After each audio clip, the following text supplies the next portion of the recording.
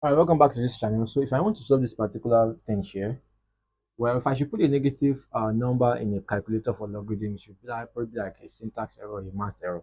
So I want to write minus 3 in complex form, so that makes sense.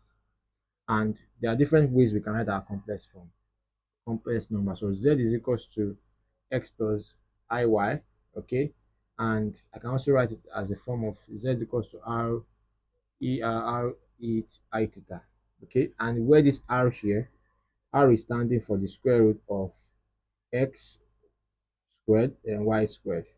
And this theta here can be written as the arctan of y over x. Does that make sense? So let's take this minus 3 now. Now, minus 3 here is the same thing as writing negative 3 plus 0i. You get? So negative 3 plus 0i, which means that if I want to find my r will be like minus 3 squared plus 0 squared, which is going to still be the root of 9, which is going to be 3. So my r is 3. Now, how about the theta here? Theta is going to be the arctan of 0, which is my y in this case, 0 over 3. Then it's like looking for the arctan of 0. And the arctan of 0 here should be pi, right? Because tan of 180 should be 0.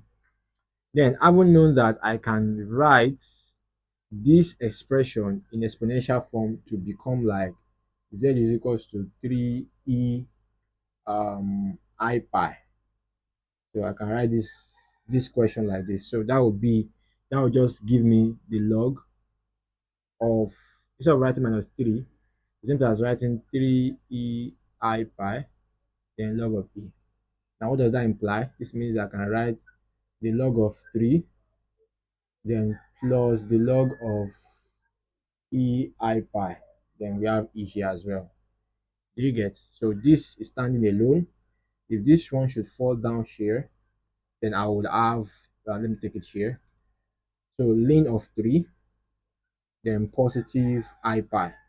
Now don't forget that the log of e and e will become 1. And this one here should give me this one here as my final answer. Do you get? So yeah, that's how to solve this particular question. Don't forget to like, share, and subscribe to this channel. I'll see you in the next one.